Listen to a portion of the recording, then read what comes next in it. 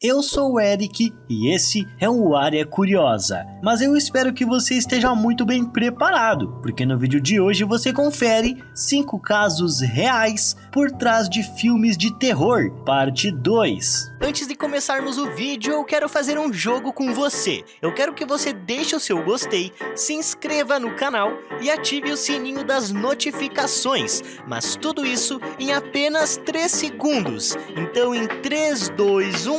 valendo! 3, 2, 1. Se você conseguiu, comenta aí a hashtag coração que eu vou dar alguns coraçõezinhos para os inscritos mais insanos do canal.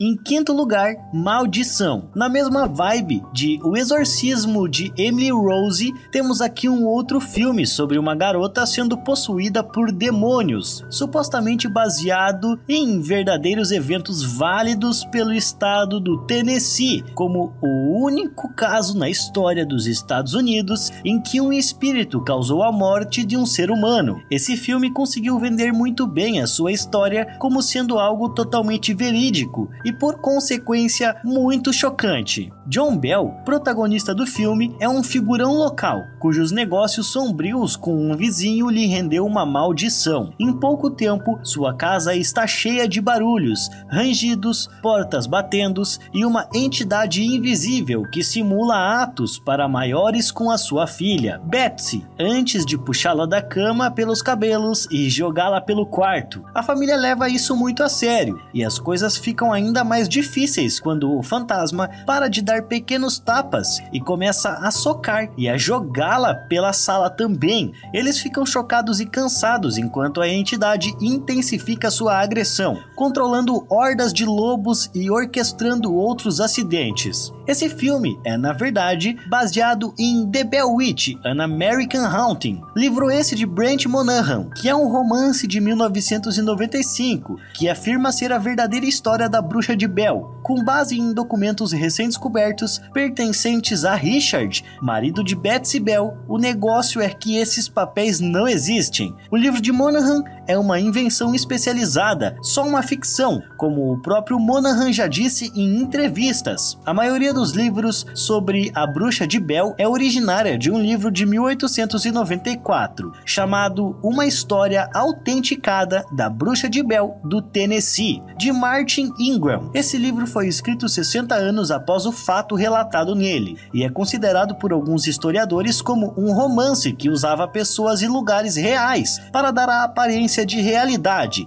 enganar o seu público. Ingram era um jornalista que estava na luta por uma história boa a vida toda. Repetidos contratempos nos negócios, problemas familiares e problemas de saúde podem deixar qualquer um louco para dar um golpe como esse. Então, se vocês virem qualquer um dizer que esse filme é baseado em histórias reais, saiba que essa pessoa está enganando vocês. Assim como todos os autores tentaram enganar o seu público, a não ser o Monahan, que disse desde o começo que não era verdade. Em quarto lugar, Chuck, o brinquedo assassino. Desde que o primeiro filme foi lançado nos anos 80, a franquia dos filmes do Chuck tornaram-se um dos clássicos dos filmes de terror. O negócio é que Chuck é baseado de fato em uma boneca voodoo real, ao contrário do filme anteriormente mencionado. Robert Eugene, ou só Gene, recebeu o Robert the Doll em 1906, quando tinha 6 anos de idade. Uma das criadas bahamenses de sua família fez essa boneca bizarra com uma armação de arame, pano, palha e cabelo da cabeça do próprio Gene. Essa mesma criada aparentemente foi maltratada pela família e tinha perdido recentemente o seu próprio filho, quando recebeu ordens de cuidar de Gene. Gene amava o seu novo amigo assustador, e os seus pais não desconfiaram de nada quando o seu filho começou a tagarelar com a boneca. No entanto, eles prestaram mais atenção quando o boneco respondeu de volta com uma voz completamente diferente. Aparentemente, Robert the Doll era do tipo ciumento, e logo os outros brinquedos de Gene foram estraçalhados. Os vizinhos teriam visto a boneca os observando de diferentes janelas, quando se sabia que a família estava longe da casa. Os pais de Gene até mesmo ouviram a boneca rir e já a viram se movendo pela casa. Quando o filho deles gritava no meio da noite, eles corriam para o quarto dele e encontravam móveis derrubados, além do Gene aterrorizado. Logo, pessoas de fora da família descobriram que Robert não era uma boneca comum. Um encanador fugiu de casa depois que a boneca riu dele. Outros visitantes juraram que a boneca piscou e que sua expressão mudou. A influência de Robert não terminou quando Gene cresceu. Depois que os pais de Gene morreram, ele voltou para sua casa de infância com sua esposa Annie, que logo se familiarizou com seu antigo demônio. Annie sentiu uma antipatia instantânea pela boneca, jurando ter visto sua expressão mudar. Quando a boneca estava confinada ao sótão, os hóspedes ouviam passos inexplicáveis, risadas e movimentos no andar de cima, mesmo que ninguém estivesse lá. Os pedestres viram a boneca olhando para eles da janela da casa, e as crianças começaram a atravessar para o outro lado da rua quando se aproximavam da casa. Algumas crianças alegaram que a boneca os provocava. Gene encontrou Robert em uma cadeira de balanço no andar principal por várias vezes. Ele continuou colocando a boneca de volta no sótão, mas ela sempre voltava para a cadeira.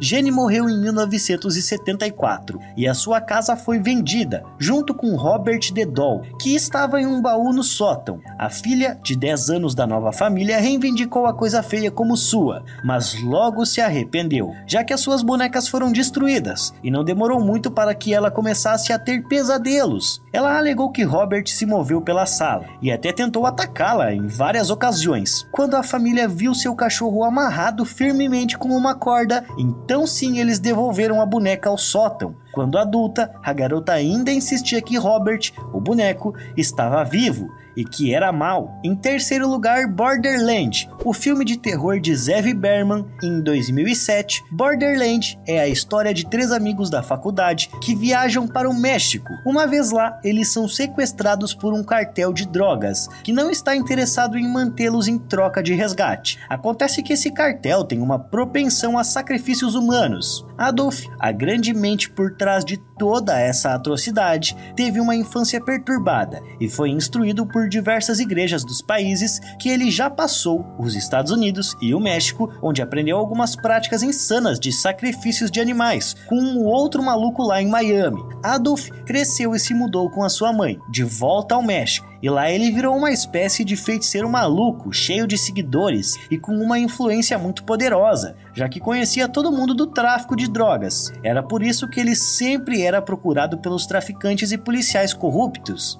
Os sacrifícios para os seus rituais começaram com animais, depois para humanos já enterrados em um cemitério local, e depois se tornou ainda mais cruel, com humanos vivos. Em 13 de março de 1989, o estudante de medicina americano Mark Kilroy cruzou o caminho de alguns dos homens de Adolfo. Mark estava de férias em Matamoros, no México, quando amigos informaram a polícia sobre o seu desaparecimento. E bem, não vamos entrar em detalhes sórdidos aqui, pois vocês já devem ter imaginado o que aconteceu com ele e com outras diversas pessoas. E sim, todos os responsáveis foram presos e condenados por isso. Em segundo lugar, Os Estranhos. Esse filme é um daqueles típicos filmes de invasão a domicílio, onde alguns psicopatas malucos invadem uma casa que, por sorte a deles, não tinha ninguém armado. E bem, acontece que toda essa maluquice tem um pingo de realidade. O filme foi baseado em uma experiência que o diretor Brian Bertino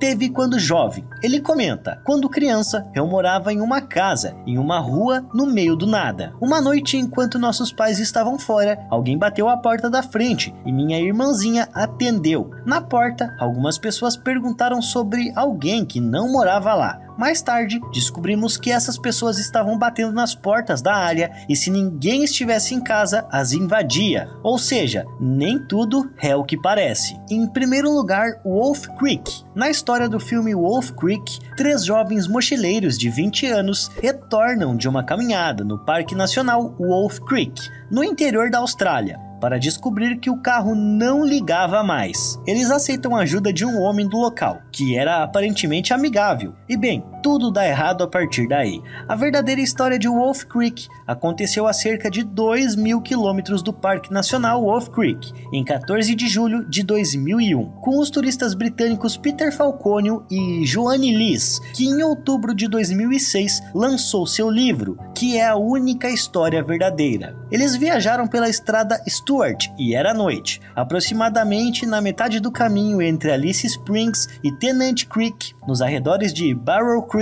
Um mecânico chamado Bradley John Murdoch conseguiu obrigá-los a parar e disse que tinham faíscas saindo do escapamento da van. Peter foi até a traseira da van com o assassino para dar uma olhada e Joanne ficou acelerando o motor. Foi então que ela disse ter ouvido um tiro, então Murdoch, segurando uma arma, veio na sua janela. Ele amarrou as mãos dela e a arrastou para o seu caminhão. Ele desapareceu por um tempo e se supõe que ele estava lidando com o corpo de Peter. Foi aí que Joanne conseguiu escapar. Ela se escondeu no mato enquanto Murdoch a procurava com o seu cachorro, mas ele acabou desistindo para a sorte dela. Joanne esperou por horas, certificando-se que ele realmente se foi e que não voltaria. Então ela foi de volta para a estrada e 2 caminhoneiros pararam e a ajudaram. Murdoch foi preso e condenado pelo seu crime, pegando pena perpétua. Mas infelizmente o vídeo vai ficando por aqui, eu espero que você tenha gostado. Não esqueça de se inscrever no canal e deixar o seu gostei. Eu vou ficando por aqui